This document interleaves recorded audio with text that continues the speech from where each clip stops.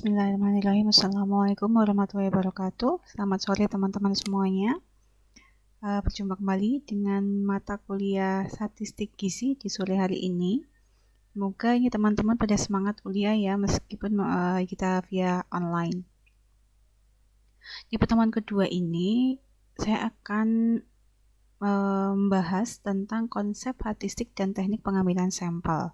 Jadi mungkin sudah terlihat di layar teman masing-masing ya. Semoga suara saya juga cukup jelas di sini. Nah, untuk konsep statistik di pertemuan kedua ini yang perlu saya sampaikan, pertama-tama itu tentang tinjauan umum tentang statistik. Nah, mungkin di pertemuan yang sebelumnya sudah saya sedikit singgung apakah beda antara statistik dengan statistika ya. Kalau yang kemarin siapa saya lupa namanya, sudah menyampaikan bahwa statistik dengan statistika itu berbeda.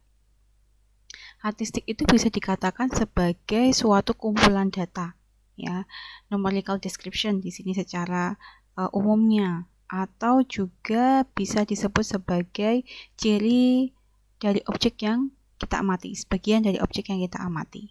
Nah, kenapa penting di ilmu gizi terutama khususnya membahas tentang statistik? Karena nanti teman-teman pasti berhubungan dengan data yang dari data itu nanti muncul hipotesa-hipotesa, asumsi yang akan diujikan apakah asumsi kita itu sesuai apa tidak, seperti itu. Data yang kita ambil di sini apakah data yang sifatnya baik atau tidak, begitu. Nah ya, untuk yang di sini ada statistik ya, menunjukkan kepada kita ya informasi tentang bermacam-macam kegiatan dalam bentuk angka. Karena nanti kalau yang teman-teman ketahui misalkan seperti petugas BPS gitu ya, Badan Pusat Statistik, itu kan melaksanakan survei untuk mengetahui data pertumbuhan penduduk di Indonesia. Datanya kan tidak melulu berupa angka atau data kuantitatif, bisa juga berupa data yang kualitatif, yang sifatnya berupa label seperti itu. Nah, di sini ya. Nah, ini ya, saya sampaikan kembali perbedaan antara statistik dengan statistika. Kalau statistik, saya ulangi lagi, adalah kumpulan data, di sini ya, kumpulan data dalam bentuk angka maupun bukan angka yang disusun dalam bentuk tabel atau daftar, dan bisa juga berupa diagram yang menggambarkan suatu masalah tertentu. Nah, di sini itu kita mempunyai data tidak melulu berupa angka, bisa juga berupa yang bukan angka, yang berupa kualitatif dan yang kualitatif berupa label. Yang nantinya bisa disajikan itu bisa dalam bentuk grafik, tabel, yang mungkin teman-teman kalau misalkan membuka Microsoft Excel atau Microsoft Word pasti ada pilihan insert, kemudian ada diagram lingkaran, kemudian diagram batang, dan seterusnya. Itu salah satu contoh dari penyajian data ya. Kemudian statistika yaitu ilmu yang berurusan dengan bagaimana kita mengumpulkan data, menyajikan, kemudian menganalisa, yang tujuannya adalah untuk menarik kesimpulan dan memanfaatkannya dalam apa? Menentukan keputusan ya.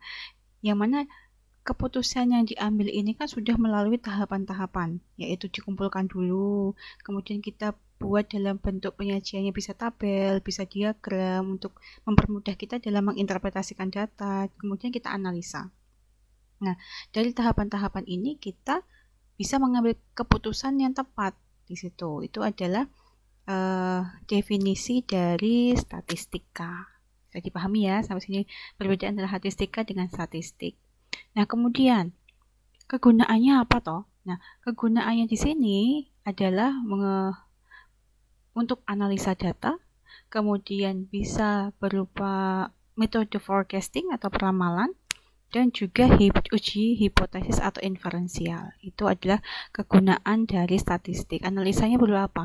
Misalkan kita mau menguji secara deskriptif nih, untuk mencari mean, median, kemudian modus, standar deviasi, dan seterusnya. Kalau untuk metode peramalan atau forecasting, misalkan pada data yang time series itu data yang jangka panjang, itu yang data runtun waktu. Sebagai contohnya Misalkan kita ingin mengetahui ada enggak ya pengaruh KB hormonal terhadap atau KB ya, metode KB itu kan macam-macam, ada yang hormonal dan non hormonal. Yang hormonal misalkan ada KB suntik, pil, kemudian ada yang susu kalau mbak atau masnya tahu sih ya. Nah itu apakah berpengaruh terhadap tingkat apa namanya tingkat seseorang atau si pengguna KB ini terjangkit kanker rahim atau tidak. Itu kan jangka panjang. Nah, bisa kita ramalkan itu menggunakan metode-metode forecasting. Atau uji yang ketiga gunaannya adalah uji hipotesis inferensial. Di sini ada ujinya macam-macam. Nanti kita akan semoga kita bisa sampai membahas kegunaan statistik keseluruhan ya. Paling tidak kita garis besarnya dulu aja itu. Nah, itu untuk yang kegunaan secara umum. Nah, ruang lingkupnya apa? Banyak ilmu di luar matematika yang menggunakan statistik sebagai alat perhitungannya, sebagai analisanya. Contohnya di ekonomi bisnis, kemudian teknik, mekanika, sipil, kesehatan, sosial budaya, dan semuanya. Semuanya itu pasti butuh statistik ya dalam penyajian data, karena kalau kita berhubungan dengan data ya pasti kita menggunakan uji statistik. Cuma uji yang tepat yang diambil itu yang perlu kita analisa lagi, kita memilah-milah uji yang tepat yang digunakan untuk menyelesaikan persoalan dari data yang kita ambil seperti itu.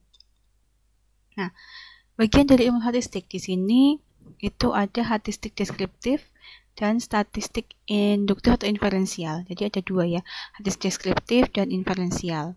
Perbedaannya di statistik deskriptif di sini menggambarkan berbagai karakteristik data, menjelaskan, menggambarkan seperti itu. Nah, kemudian yang inferensial itu atau induktif adalah suatu pernyataan mengenai suatu populasi yang didasarkan pada informasi dari sampel random yang diambil dari populasi tersebut. Nah, kalau secara definisi mungkin teman-teman masih kebingungan ya apa sih yang real untuk menunjukkan bedanya deskriptif sama inferensial. Tuh. Ya, jadi nanti teman-teman coba yang pertama pertanyaannya tugas yang pertama adalah coba teman-teman cari perbedaan antara statistik deskriptif dengan statistik inferensial. Bagaimana uji statistiknya, apakah beda terlalu jauh apa tidak, seperti itu. Secara definisi dulu ya, itu yang pertama. Kemudian lanjut dulu.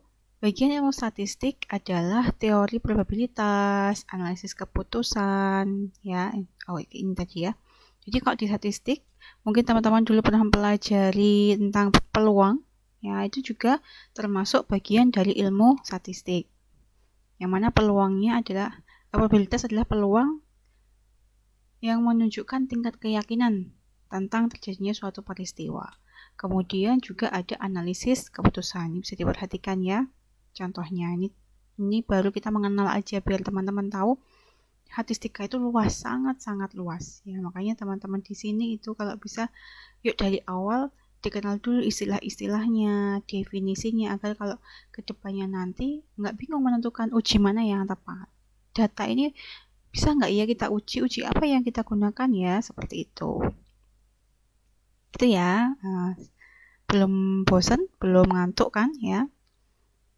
Nah, mengapa sih kita perlu mempelajari statistik di sini?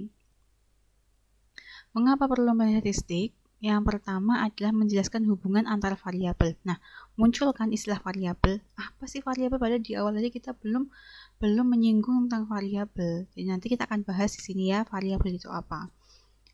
Jadi kalau misalkan contohnya, ada nggak sih hubungan antara perilaku atau kebiasaan merokok seseorang terhadap tingkat kesehatannya? Kalau orang yang pecandu rokok pasti bilang ngerokok nggak ngerokok, kalau udah ajalnya ya mati-mati aja kan gitu. Ini kasarnya kan seperti itu, tapi secara keilmuannya kita bisa analisis di sini hubungannya ada nggak ya tentang kebiasaan merokok seseorang terhadap tingkat kesehatan, dalam artian nanti kira-kira tingkat dia terkena cancer kanker paru-paru itu berapa persen dibandingkan dengan si perokok pasif gitu. Itu kita bisa menjelaskan hubungannya di sini, variabel kebiasaan merokok dengan probability atau peluang terkena kanker paru-paru itu ya.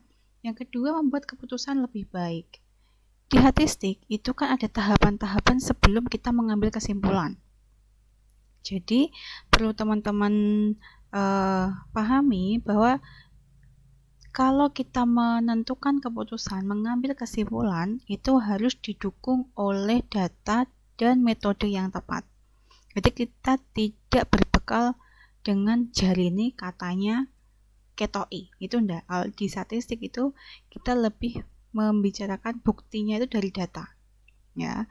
Kemudian mengatasi perubahan-perubahan, misalkan data yang saya pakai ini kok enggak bagus, kurang mencirikan populasinya, maka langkah apa yang harus saya lakukan? Perlu transformasi data kah? Atau kita perlu memperbaiki data dalam memperbaiki metode pengumpulan datanya dan sebagainya, atau membuat rencana dan ramalan yang keempat di sini.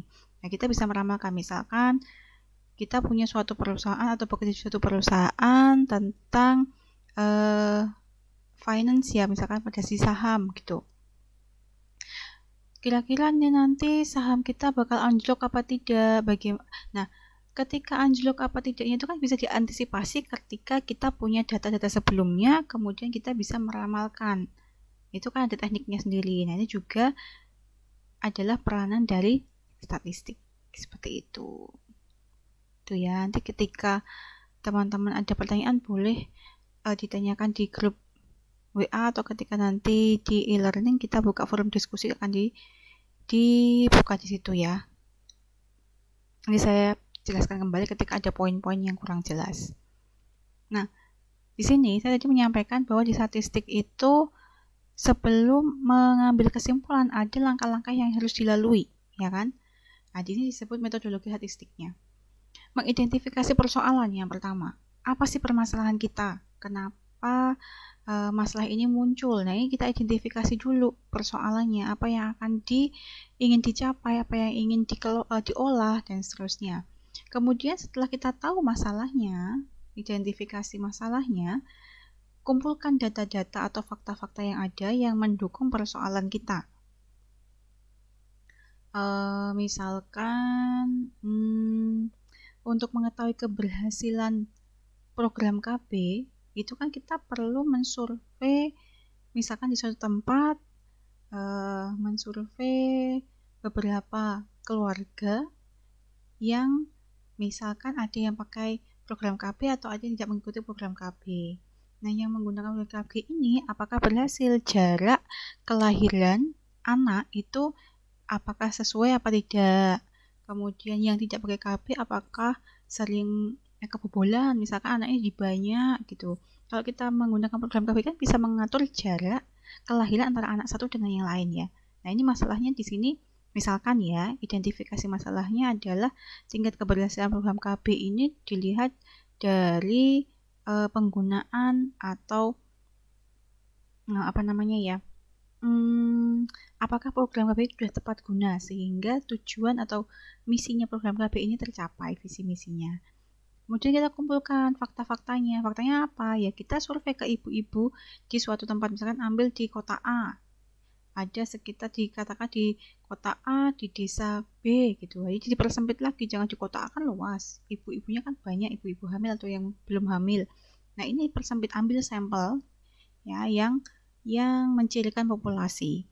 Kemudian mengumpulkan data asli di sini, klasifikasi data, pengelompokan di sini ya. Kemudian sajikan data, bisa tabel, diagram dan seterusnya. Kemudian kita analisis dari data yang sudah ada. Ini adalah metodologinya. Oke, cukup paham ya sampai sini ya. Nah, tadi ya saya sudah sebutkan bahwa di statistik itu ada beberapa elemen yang penting, yaitu populasi, kemudian sampel, variabel, statistik inferensi, dan pengukuran reliabilitas dari statistik inferensi. Yang terpenting itu adalah ada populasi, sampel, variabel, dan juga data. Itu yang terpenting dalam elemen statistik. Populasi, teman-teman sudah tahu ya, seluruh objek penelitian itu disebut sebagai populasi semuanya. Misalkan populasinya yang mau diambil adalah mahasiswa UIN Wali Songo, berarti ya semua, mau semester 1, semester 2, sampai semester yang tingkat-tingkat akhir ya, yang masih berstatus mahasiswa ya berarti masuk ke populasi yang diamati di sini. Kemudian sampelnya ya diambil satu kelompok atau satu kelas atau beberapa kelas yang mencirikan populasi. Ya, sampel yang baik itu yang menunjukkan ciri dari populasi meskipun hanya diambil sebagian dari populasi. Kemudian variabel. Nah, variabel di sini adalah yang menjadi penelitiannya ya, variabelnya. Tuh. Oke, itu elemen-elemen statistik. Kemudian itu sudah sedikit saya sampaikan ya, populasi seluruh data yang mengidentifikasi suatu fenomena. Kemudian tadi sampel, sekumpulan data yang diambil atau diseleksi dari populasi. Lalu variabel di sini adalah karakter populasi yang perlu diketahui. Dia biasanya berupa sebuah simbol yang dapat menyandang nilai dari himpunan ya, sebagai domain dari variabel tersebut. Dia adalah karakternya, cirinya dari populasi yang kita ketahui. Nah, untuk variabel itu ada dua macam, ada kontinu dan juga discrete. Untuk yang kontinu, dia variabel yang bagaimana? Variabel yang secara teori itu menyandang setiap nilai di antara dua nilai. Sedangkan discrete sebaliknya. Ya, variabel discrete dengan kontinu.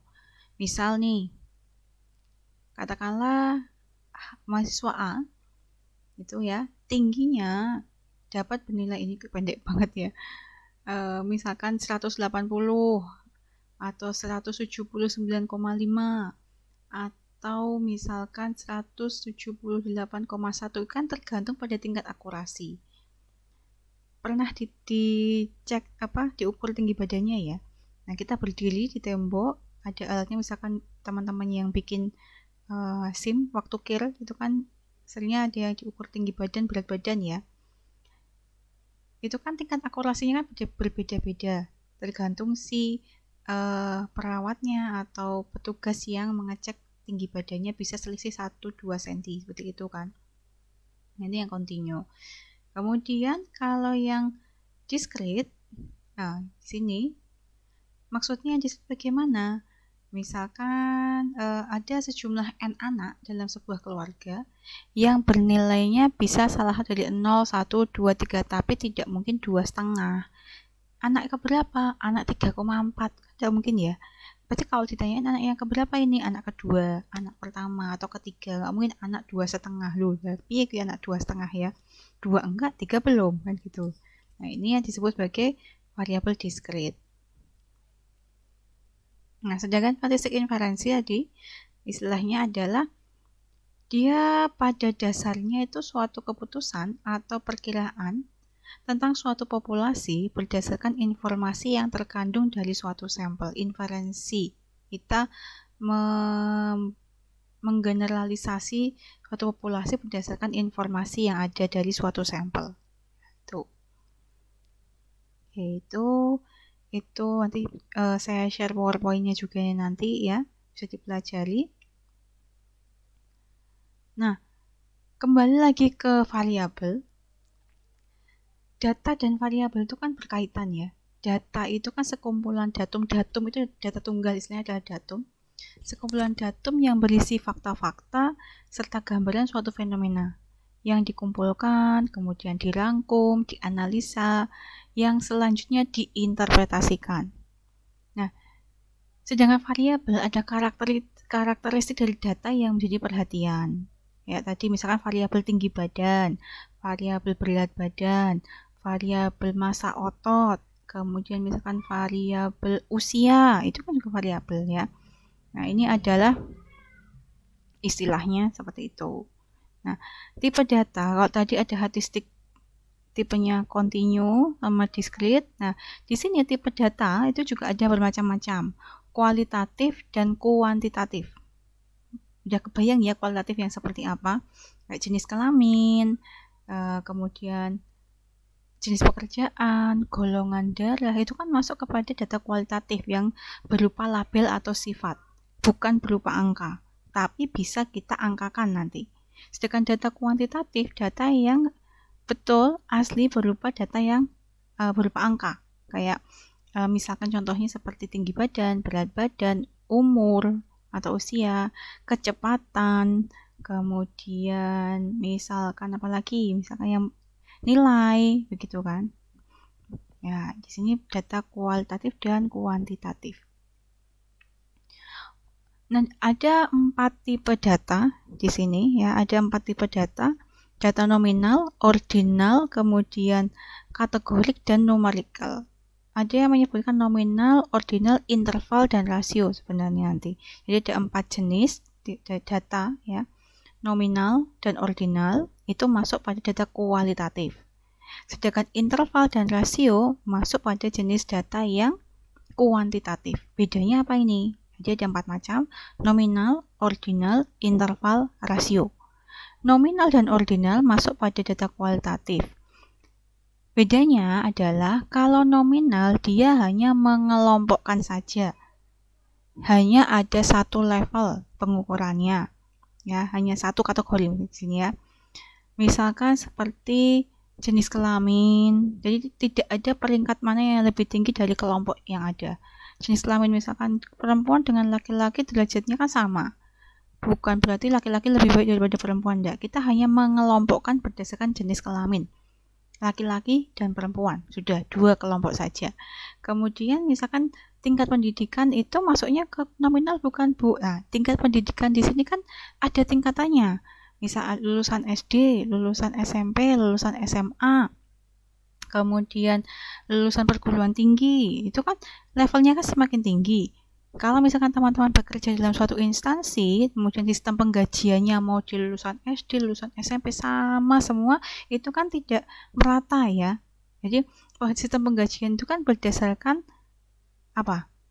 Lulusan terakhirnya kan gitu. Kalau yang lulusan SMA pasti gajinya lebih tinggi dibanding sama lulusan SMP misalkan seperti itu standar gajinya. Makanya kalau di perkotaan itu kan pasti ada UMR-nya kan, UMR-nya. Nah, gitu ya, untuk menentukan minimal gaji yang diperoleh oleh tingkat pendidikan tertentu gitu. Jadi nominal itu hanya mengelompokkan ya, tidak ada tingkatannya. Sedangkan yang ordinal itu memiliki tingkatan data atau urutannya. Seperti itu ya. Oke, ini ada azan. Kedengeran enggak ya? Ya. Oke, nanti ini sedikit lihat sebentar. Nah, teman-teman nanti tadi kan tugas yang pertama apa? Masih ingat enggak? Deskriptif sama inferensia tadi. Ya. Kemudian yang tugas kedua, mencari contoh dari tipe-tipe data, yaitu nominal, ordinal, interval, dan rasio. Itu ya. Ada 2 pertanyaan nih, semoga yang menyimak tahu nih tugasnya apa nanti. Nah, kalau yang data kualitatif di sini berupa data kategorik ya. Jadi bisa jadi dia berupa ya tidak jawabannya. Misalkan, apakah Anda, kalau ngisi kuesioner itu ya, apakah Anda merokok gitu? Ya, tidak. Kan tidak ada yang ragu-ragu. Walaupun terkadang ada pertanyaan atau kuesioner yang memberikan pilihan ya, tidak, dan ada yang misalkan ragu-ragu atau memilih abstain misalkan seperti itu. Itu yang kategori. Nah, kemudian data yang kuantitatif, tadi saya sebutkan ada interval dan rasio. Ini mempunyai dua data ini hampir sama, pembedanya hanya pada titik nol yang absolut, titik nol mutlaknya. Interval, data yang lebih tinggi tingkat pengukurannya dari data ordinal ya. Dengan rasio di sini pengukurannya yang paling tinggi bersifat angka, dan titik nolnya ini mempunyai arti dalam arti yang sesungguhnya. Bedanya cuma di situ. Jadi interval dan rasio itu sama sebenarnya, datanya data kuantitatif berupa angka. Bedanya hanya di titik nolnya aja. Kalau misalkan, coba saya carikan contoh di buku ada enggak ya? Misalkan seperti berat badan ya. Berat badan itu kan kalau di timbangan ada jarum yang menunjukkan angka 0. Betul ya?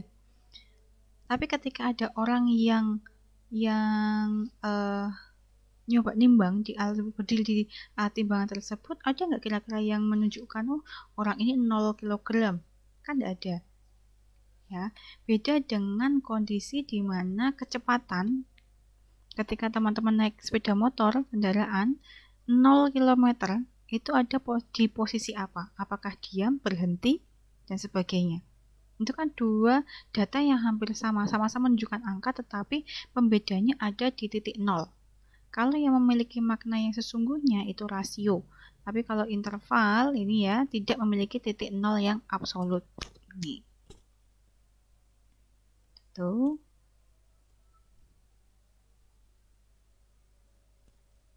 Oke, sebentar.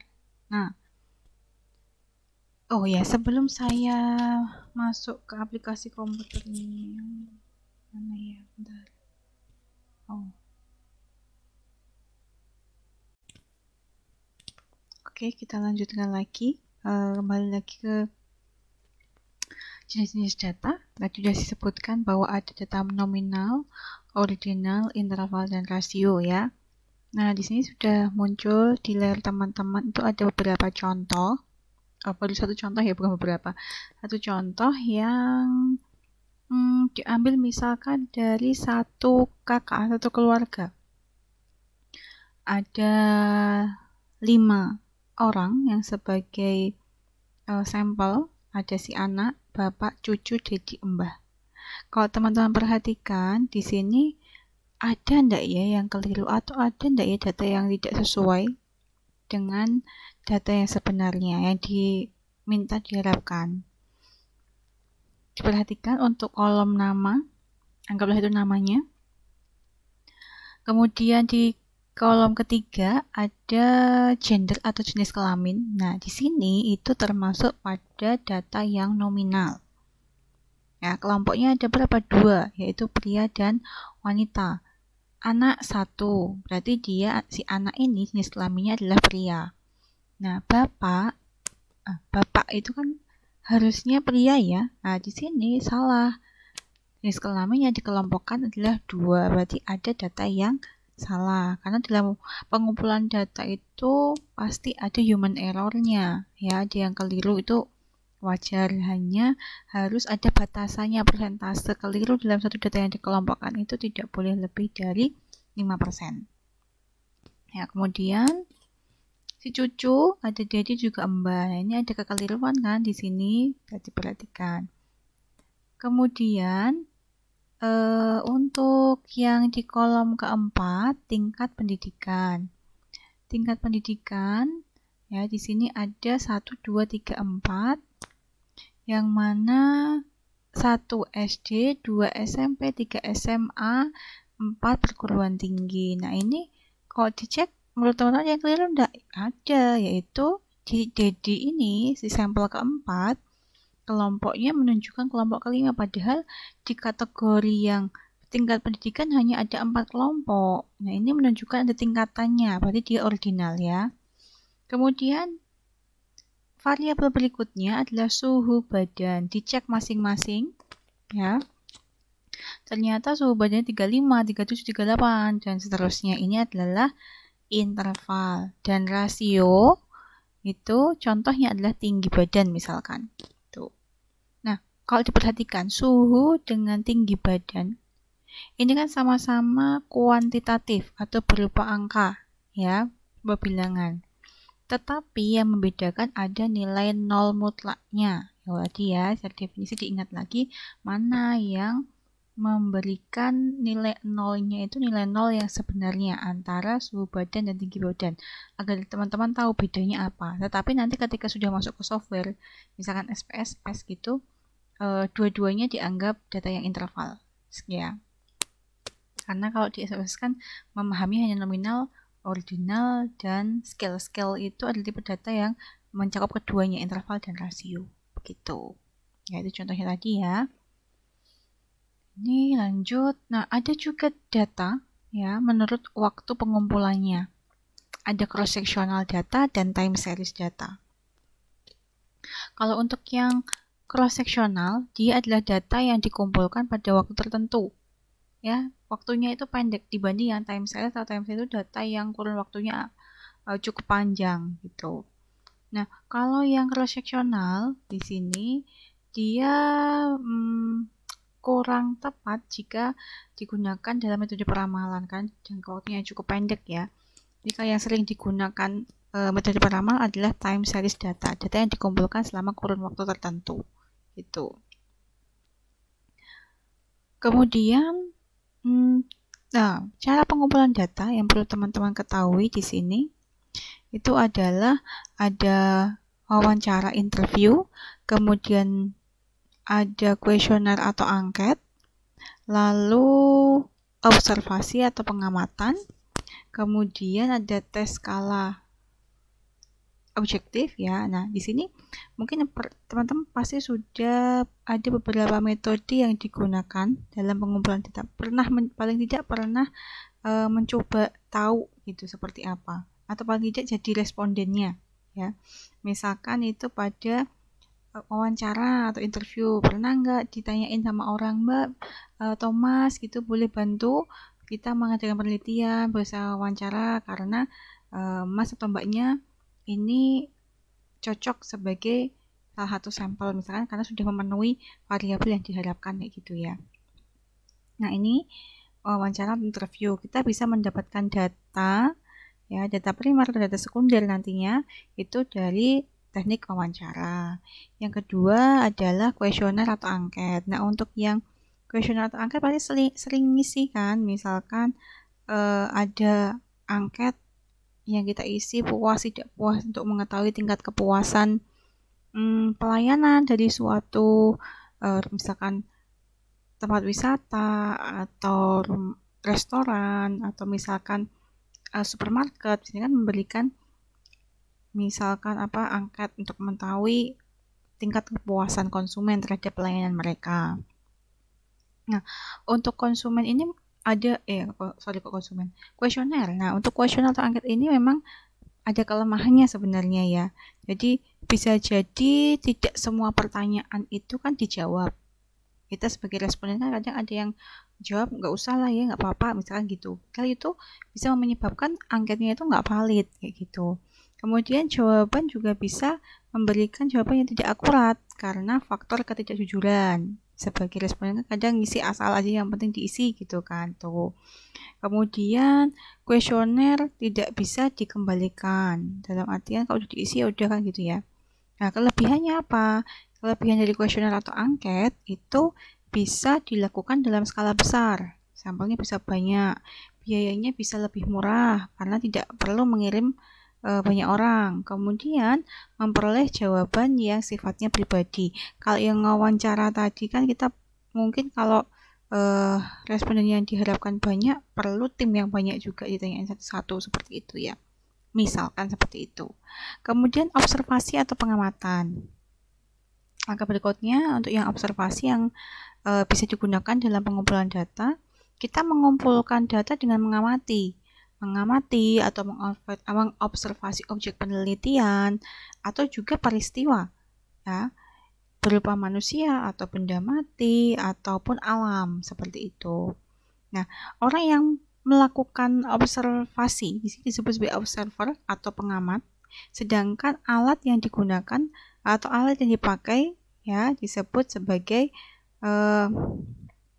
pedoman observasi di sini gitu. Oke. Nah, mungkin teman-teman tahu nih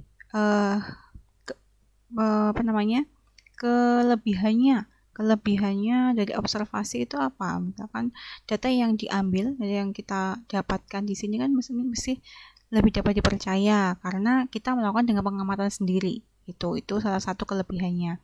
Nah, kelemahannya itu bisa jadi ada kesalahan interpretasi.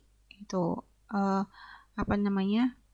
beda sudut pandang saya dengan orang lain itu kan masih subjektif gitu ya, itu bisa jadi menjadi kelemahan dari observasi atau pengamatan gitu. Kemudian yang berikutnya tes dan skala objektif. Di sini mengumpulkan datanya itu memberikan tes kepada objek-objek yang diteliti gitu. Itu memberikan tes, yang mana tesnya itu ada pertanyaan yang disediakan, lalu ada jawabannya. Nah, jawabannya ini misalkan contohnya kayak tes kecerdasan dan bakat, atau tes kepribadian, tes sikap, kemudian tes prestasi belajar seperti post-test dan pre-test kalau di keguruan ya, seperti itu. Kemudian metode proyektif. Metode proyektif ini mengumpulkan dengan cara mengamati atau menganalisa suatu objek melalui ekspresi luar dari objek ya dalam bentuk karya, misal lukisan, kemudian tulisan. Nah, ya di sini metode ini seringnya itu digunakan untuk mengetahui sikap, emosi, kepribadian seseorang berdasarkan tulisan. Kan ada yang ahli membaca tulisan itu ya, istilahnya, orang yang ahli menilai kepribadian seseorang dari tulisan atau tanda tangan, misalkan seperti itu. Itu salah satu contohnya metode proyektif gitu ya. Ini adalah cara atau teknik pengumpulan datanya. Jadi cukup paham ya di statistik awal, definisinya dulu. Ada statistik sama statistika sudah beda. Kemudian statistik itu ada deskriptif dan inferensia. Itu tugas yang tadi ya, tugas yang pertama kalau teman-teman menyimak. Kemudian di statistik itu ada beberapa elemen, ada variabel, populasi, sampel, data, yang semua tadi di awal-awal sudah kita bahas. Nah, untuk data sendiri itu ada jenisnya. Berdasarkan cara pengumpulannya, ada waktu pengumpulannya itu yang tadi ya, cross-sectional sama time series. Sedangkan jenis pengukuran, tingkat pengukurannya ada nominal, ordinal, interval, dan rasio. Nah, untuk cara pengumpulannya ini tadi ya, ada wawancara, interview, kuesioner, angket, sampai metode proyektif. Tuh, boleh kalau ada yang mau tanyakan silahkan ditanyakan di grup. Coba nanti ya aktif ya di forum ya. Nah, tadi saya sedikit menyinggung tentang interpretasi, menyajikan data. Karena tahapan di statistika itu kan mengumpulkan, kemudian menyajikan, menganalisa, gitu kan, kemudian menarik kesimpulan. Nah, untuk penyajiannya ada tabel, grafik, kemudian ada nanti ini sedikit, nah ini ya kayak gini ya, pernah lihat kan ya? Oke, kembali ke yang tadi dulu. Nah, tabel ini ada tabel satu arah, dua arah, tabel distribusi frekuensi, begitu. Untuk tabel satu arah, perhatikan di sini ini ya, hanya ada satu variabel, yaitu jenis kendaraan, yang masing-masing kita kelompokkan berdasarkan jenis kendaraan. Di suatu tempat misalkan, masyarakat itu lebih banyak menggunakan kendaraan dengan tipe atau merek apa, misalnya gitu.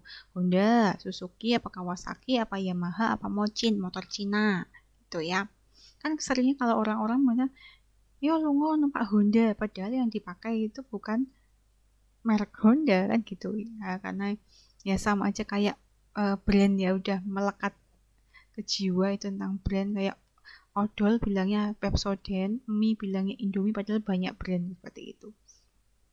Itu the power of branding ya. Oke, itu intermezzo aja. Nah, kendaraan di sini ya, ini tabel satu arah yang menunjukkan satu variabel, kemudian menunjukkan jumlahannya. Kita menunjukkan, disajikan dalam bentuk tabel satu arah. Nah, untuk grafik ini macam-macam, ada grafik batang, grafik garis, grafik lingkaran, yang semuanya menunjukkan frekuensi atau jumlahan. Ya. Oke, ini nanti bisa diperhatikan manfaat tabel dan grafik, yang pasti mempermudah kita sebagai pembaca atau respondennya untuk melihat datanya itu. Kalau misalkan data banyak 100, kita suruh baca satu-satu dibandingkan dengan tabel tadi, kan lebih mudah kita menginterpretasikan dengan tabel. Jadi mempermudah kita dalam mengeksplor data. Ya. Contohnya grafik batang, kemudian grafik lingkaran dengan persentase, lalu ada OGIF ya. Ini seperti ini OGIF. Lalu diagram scatter, ini mungkin teman-teman ada yang belum pernah mendengar diagram scatter. Dia adalah diagram yang menunjukkan hubungan, pola hubungan dari dua variabel kuantitatif. Misalkan variabel X-nya adalah banyaknya uang saku teman-teman, variabel Y-nya adalah tingkat konsumtif tiap bulannya. Apakah makin tinggi uang saku, makin tinggi tingkat konsumtif atau jajannya juga kan gitu. Itu bisa digambarkan menggunakan diagram scatter. Nah, kalau diperhatikan gambarnya kayak gini nih.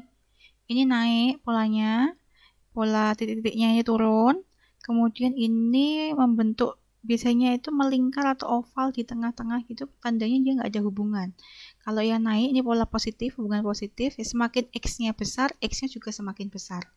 Kalau yang hubungan negatif, X-nya semakin besar, Y-nya semakin kecil. Misalkan pada produktivitas kerja, usianya semakin bertambah kan kadang produktivitas kerjanya menurun. Nah, itu hubungan negatif. Kalau ini misalkan tadi ya tingkat konsumtifnya seseorang berdasarkan uang saku, misalnya uang sakunya banyak per bulan, tingkat konsumtifnya juga semakin meningkat. Ibarat kata seseorang dengan gaji katakanlah pertama dia bekerja gajinya 2 juta. Ya cukup lah mbak pakai bedak katakanlah bedaknya Emina gitu, brand tertentu gitu udah cukup. Tapi nanti ketika gajinya meningkat, bertambahnya gaji atau pendapatan, income-nya, maka grade-nya dia semakin tinggi. Itu mungkin kan banyak contohnya. Yang semula misalkan pakai brand W, kemudian ganti jadi brand M gitu misalkan ya, lebih mahal. Itu bisa digambarkan dalam hubungan yang positif. Tuh. Nah, untuk prosedur penggunaan tabel dalam penyajiannya ini seperti ini, bisa diperhatikan data kualitatif dan kuantitatif, metode tabel dan grafik. Kalau yang kuanti itu ada distribusi frekuensi, tabulasi silang, kemudian grafiknya ada histogram, OGIF, diagram scatter. Kalau yang kualitatif seperti ini ya, bersama ya. Nah, itu sedikit penjelasan dari saya. Di pertemuan pertama ini nanti ada tetap ya ada tugasnya biar teman-teman juga belajar lagi. Takutnya kalau dari cuma video seperti ini mana ini kan masih full teori belum praktikum itu kok ngantuk dan sebagainya. Nah, itu perlu diberikan PR-nya, tugasnya agar teman-teman belajar lagi dari apa yang sudah saya sampaikan tadi. Misalkan kurang jelas dari tugas kan baca lagi, searching, googling atau sebagainya kan bisa. Tuh. Nanti tugasnya saya susulkan ya. Ini teman-teman pelajari karena waktunya kita kan 150 menit. Ini sebagian saya berikan penjelasan, bagian kita nanti bisa di grup WA atau di e-learning kita ya. Nah, untuk tugasnya ada deadline-nya. Nanti saya sampaikan di e-learning Wali Songo. Begitu teman-teman, kalau ada pertanyaan silahkan disampaikan setelah melihat video ini ya. Atau misalkan ada kritik saran kalian Bu, videonya seperti ini sebenarnya boleh disampaikan ke saya, monggo. Untuk memperbaiki pola belajar kita kayak gimana ya baiknya agar ketemu cara yang tepat begitu ya. Terima kasih atas waktunya, semangat kuliah untuk semester ini. Alhamdulillahirrahmanirrahim. Saya tutup. Wassalamualaikum warahmatullahi wabarakatuh. Oke, kita lanjutkan lagi. Kembali lagi ke jenis-jenis data. Tadi sudah disebutkan bahwa ada data nominal, ordinal, interval, dan rasio ya. Nah, di sini sudah muncul di layar teman-teman itu ada beberapa contoh. Baru satu contoh ya, bukan beberapa. Satu contoh yang diambil misalkan dari satu kakak, satu keluarga. Ada 5 orang yang sebagai sampel, ada si anak, bapak, cucu, dedi, mbah. Kalau teman-teman perhatikan di sini ada ndak ya yang keliru atau ada ndak ya data yang tidak sesuai dengan data yang sebenarnya yang diminta diharapkan. Diperhatikan untuk kolom nama, anggaplah itu namanya. Kemudian di kolom ketiga ada gender atau jenis kelamin. Nah, di sini itu termasuk pada data yang nominal. Ya, kelompoknya ada berapa? 2, yaitu pria dan wanita. Anak 1, berarti si anak ini jenis kelaminnya adalah pria. Nah, bapak Bapak itu kan harusnya pria ya. Nah, di sini salah. Jenis kelamin yang dikelompokkan adalah 2, berarti ada data yang salah. Karena dalam pengumpulan data itu pasti ada human error-nya. Ya, ada yang keliru itu wajar, hanya harus ada batasannya. Persentase keliru dalam satu data yang dikelompokkan itu tidak boleh lebih dari 5%. Ya, kemudian si cucu, ada dedi juga mbah. Nah, ini ada kekeliruan kan di sini, diperhatikan. Kemudian untuk yang di kolom keempat, tingkat pendidikan. Tingkat pendidikan, ya di sini ada 1, 2, 3, 4, yang mana 1 SD, 2 SMP, 3 SMA, 4 perguruan tinggi. Nah ini kalau dicek menurut teman-teman yang keliru enggak ada, yaitu di dedi ini, si sampel keempat, kelompoknya menunjukkan kelompok kelima, padahal di kategori yang tingkat pendidikan hanya ada 4 kelompok. Nah, ini menunjukkan ada tingkatannya, berarti dia ordinal ya. Kemudian, variabel berikutnya adalah suhu badan. Dicek masing-masing ya. Ternyata suhu badannya 35, 37, 38, dan seterusnya. Ini adalah interval. Dan rasio itu contohnya adalah tinggi badan misalkan. Kalau diperhatikan, suhu dengan tinggi badan, ini kan sama-sama kuantitatif atau berupa angka, ya, bilangan. Tetapi yang membedakan ada nilai nol mutlaknya. Jadi ya, secara definisi diingat lagi mana yang memberikan nilai nolnya itu nilai nol yang sebenarnya antara suhu badan dan tinggi badan, agar teman-teman tahu bedanya apa. Tetapi nanti ketika sudah masuk ke software, misalkan SPSS gitu, dua-duanya dianggap data yang interval ya, karena kalau di SPSS kan memahami hanya nominal, ordinal, dan scale itu adalah tipe data yang mencakup keduanya, interval dan rasio begitu ya. Itu contohnya tadi ya. Ini lanjut. Nah, ada juga data ya menurut waktu pengumpulannya, ada cross sectional data dan time series data. Kalau untuk yang cross-sectional, dia adalah data yang dikumpulkan pada waktu tertentu. Ya, waktunya itu pendek dibanding yang time series. Atau time series itu data yang kurun waktunya cukup panjang gitu. Nah, kalau yang cross-sectional di sini dia kurang tepat jika digunakan dalam metode peramalan kan, jangka waktunya cukup pendek ya. Jika yang sering digunakan metode peramal adalah time series data yang dikumpulkan selama kurun waktu tertentu. Gitu. Kemudian, cara pengumpulan data yang perlu teman-teman ketahui di sini itu adalah ada wawancara interview, kemudian ada kuesioner atau angket, lalu observasi atau pengamatan, kemudian ada tes skala objektif ya. Nah, di sini mungkin teman-teman pasti sudah ada beberapa metode yang digunakan dalam pengumpulan data. Paling tidak pernah mencoba tahu gitu seperti apa, atau paling tidak jadi respondennya ya. Misalkan itu pada wawancara atau interview, pernah nggak ditanyain sama orang, Mbak Thomas gitu, boleh bantu kita mengadakan penelitian berusaha wawancara karena Mas atau Mbaknya ini cocok sebagai salah satu sampel misalkan karena sudah memenuhi variabel yang diharapkan kayak gitu ya. Nah, ini wawancara interview, kita bisa mendapatkan data ya, data primer atau data sekunder nantinya itu dari teknik wawancara. Yang kedua adalah kuesioner atau angket. Nah, untuk yang kuesioner atau angket pasti sering ngisi kan, misalkan ada angket yang kita isi puas tidak puas untuk mengetahui tingkat kepuasan pelayanan dari suatu misalkan tempat wisata atau restoran atau misalkan supermarket. Ini kan memberikan misalkan angket untuk mengetahui tingkat kepuasan konsumen terhadap pelayanan mereka. Nah, untuk konsumen ini ada kuesioner. Nah, untuk kuesioner atau angket ini memang ada kelemahannya sebenarnya ya. Jadi bisa jadi tidak semua pertanyaan itu kan dijawab.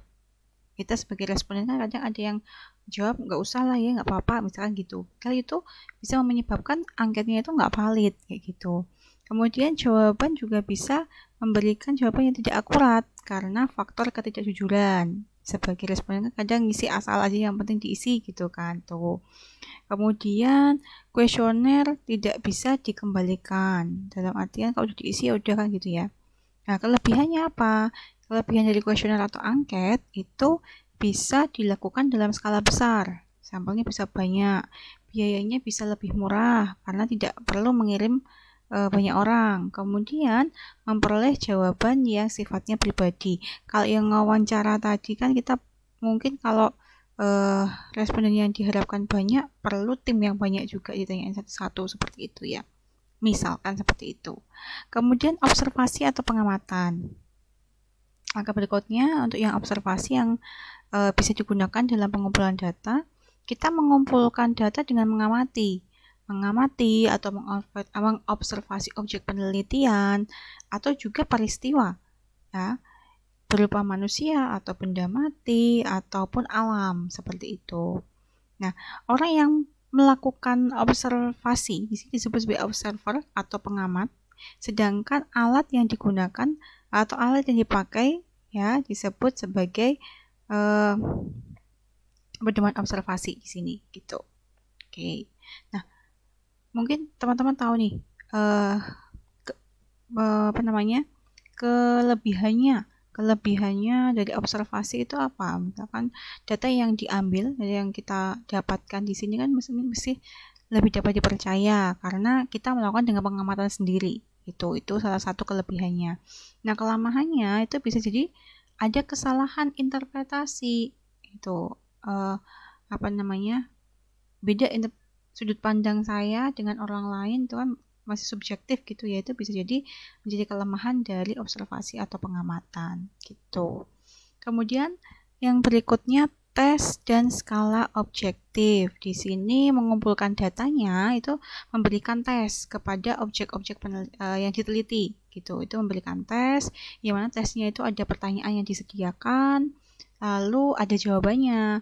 Nah, jawabannya ini misalkan contohnya kayak tes kecerdasan dan bakat atau tes kepribadian, tes sikap, kemudian tes prestasi belajar seperti post-test dan pre-test kalau di keguruan ya, seperti itu. Kemudian metode proyektif. Metode proyektif ini mengumpulkan dengan cara mengamati atau menganalisa suatu objek melalui ekspresi luar dari objek ya dalam bentuk karya, misal lukisan, kemudian tulisan. Nah, ya di sini metode ini seringnya itu digunakan untuk mengetahui sikap, emosi, kepribadian seseorang berdasarkan tulisan. Kan ada yang ahli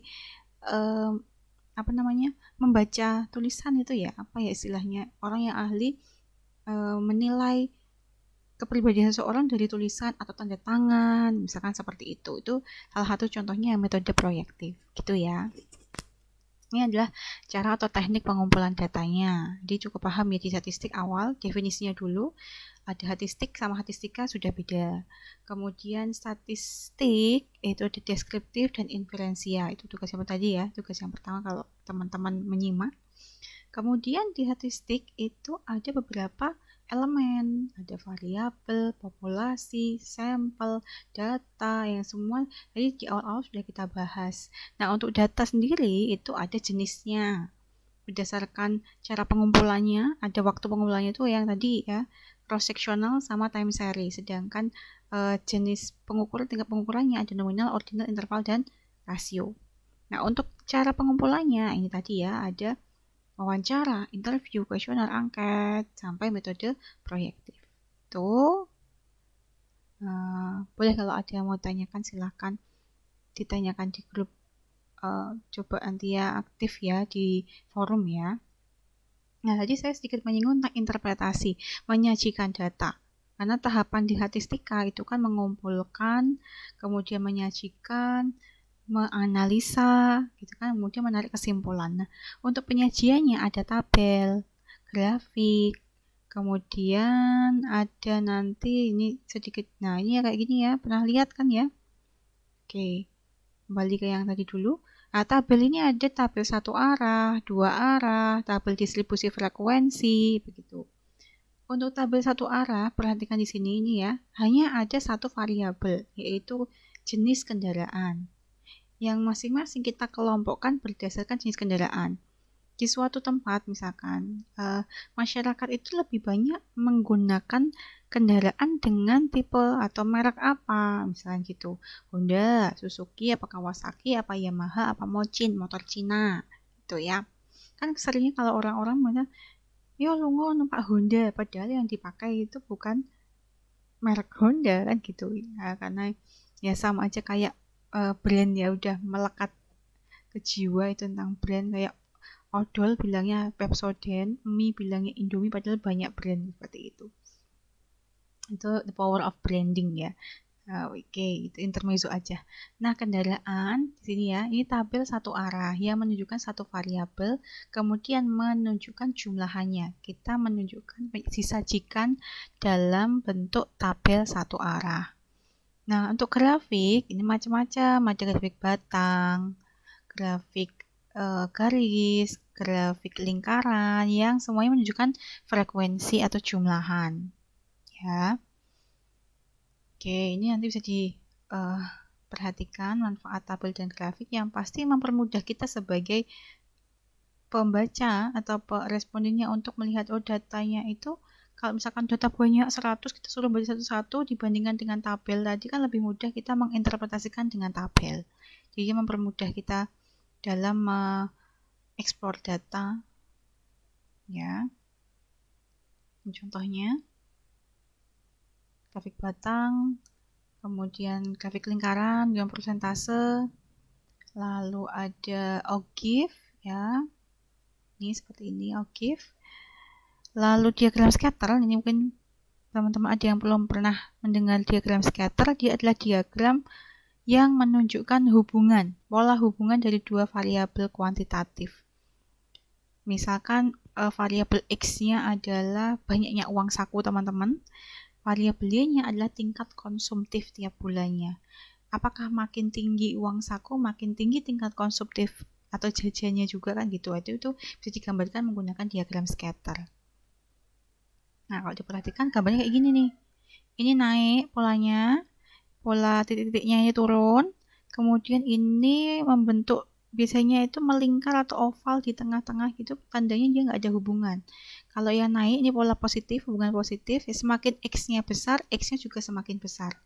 Kalau yang hubungan negatif, X-nya semakin besar, Y-nya semakin kecil. Misalkan pada produktivitas kerja, usianya semakin bertambah kan kadang produktivitas kerjanya menurun. Nah, itu hubungan negatif. Kalau ini misalkan dia tingkat konsumtifnya seseorang berdasarkan uang saku, uang sakunya banyak per bulan, tingkat konsumtifnya juga semakin meningkat. Ibarat kata seseorang dengan gaji katakanlah pertama dia bekerja gajinya 2 juta.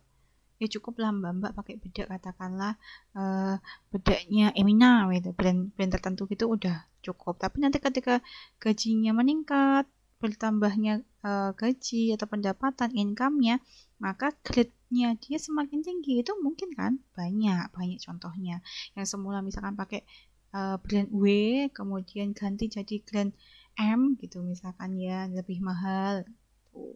Itu bisa digambarkan dalam hubungan yang positif. Tuh. Nah, untuk prosedur penggunaan tabel dalam penyajiannya ini seperti ini, bisa diperhatikan data kualitatif dan kuantitatif, metode tabel dan grafik. Kalau yang kuanti itu ada distribusi frekuensi, tabulasi silang, kemudian grafiknya ada histogram, OGIF, diagram scatter. Kalau yang kualitatif seperti ini ya, bersama ya. Nah, itu sedikit penjelasan dari saya. Di pertemuan pertama ini nanti ada tetap ya ada tugasnya biar teman-teman juga belajar lagi. Takutnya kalau dari cuma video seperti ini mana ini kan masih full teori belum praktikum, itu mbok iso kok ngantuk dan sebagainya. Nah, itu perlu diberikan PR-nya, tugasnya agar teman-teman belajar lagi dari apa yang sudah saya sampaikan tadi. Misalkan kurang jelas dari tugas kan baca lagi, searching, googling atau sebagainya kan bisa. Tuh. Nanti tugasnya saya susulkan ya. Ini teman-teman pelajari karena waktunya kita kan 150 menit. Ini sebagian saya berikan penjelasan, sebagian kita nanti bisa di grup WA atau di e-learning kita ya. Nah, untuk tugasnya ada deadline-nya. Nanti saya sampaikan di e-learning Wali Songo. Begitu teman-teman, kalau ada pertanyaan silahkan disampaikan setelah melihat video ini ya. Itu. Atau misalkan ada kritik saran kalian, Bu, videonya seperti ini sebenarnya boleh disampaikan ke saya. Monggo.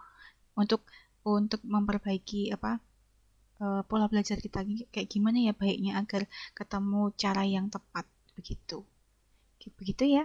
Terima kasih atas waktunya. Semangat kuliah untuk semester ini. Alhamdulillahirabbil alamin. Saya tutup. Wassalamualaikum warahmatullahi wabarakatuh.